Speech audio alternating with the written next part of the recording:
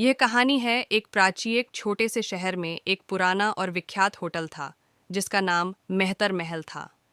यह होटल शहरी क्षेत्र से थोड़ा दूर शांत जंगल के पास स्थित था और अपने समय का सबसे आलीशान होटल हुआ करता था।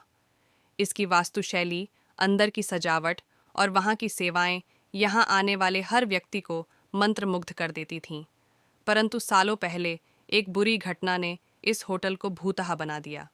लोग कहते थे कि इस होटल में एक परिवार की आत्माएं भटकती हैं, जिन्होंने यहीं अपनी जान गंवाई थी। रात के समय होटल की ओर देखते ही लोगों के रोंगटे खड़े हो जाते थे। होटल के चारों ओर कटी फटी पेड़ों की छाया और होटल की टूटी फूटी खिड़कियों से छन कर आती अंधियारी रोशनी ने पूरे परिवेश को और भी डरावना बना दिया था। लोग मानते थे कि उस बुरी रात के बाद से ही वहाँ की आत्माओं का भटकना शुरू हुआ था। इस भयावहता के कारण शहर के लोग होटल से दूर रहते थे और किसी की भी हिम्मत नहीं होती थी कि वे वहां जाएं। लेकिन एक समय ऐसा आया जब शहर के कुछ युवा उत्साही इस रहस्य को सुलझाने का निर्णय लिया।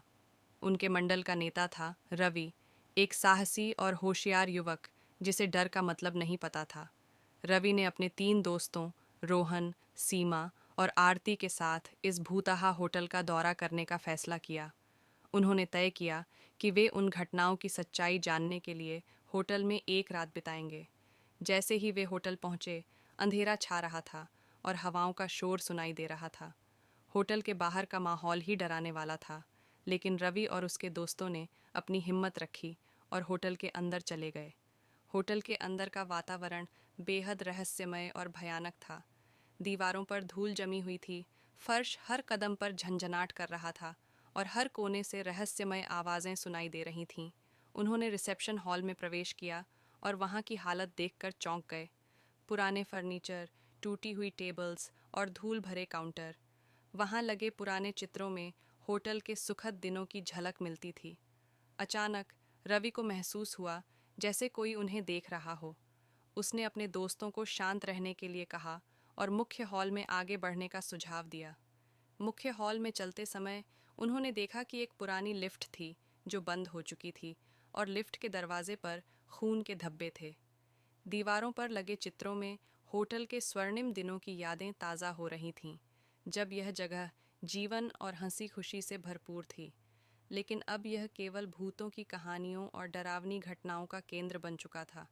अचानक से किसी ने एक ठंडी हवा का झटका महसूस किया और उन्हें एक परछाई दिखी। यह भूत की परछाई थी। भूत की आवाज़ में डरावनी ध्वनियाँ थीं। तुम लोग यहाँ क्यों आए हो? ये स्थान शापित है, रवि ने हिम्मत से कहा। हम यहाँ सच्चाई जानने और तुम्हारी आत्माओं को शांति दिलाने आए हैं। तुम कौन हो और तुम्हारी आत्माओं को शांति क्यों नहीं मिल रही? भूत ने भारी आवाज़ में कहा। मैं इस होटल का मालिक था। मैंने और मेरे परिवार ने यकीन किया कि हम यहाँ हमेशा सुरक्षित रहेंगे, लेकिन एक रात कुछ डाकू आए और हम सबको मार डाला। हमारी आत्माएं तब से लेकर अब तक यहीं भटक रही हैं। हमें न्याय चाहिए।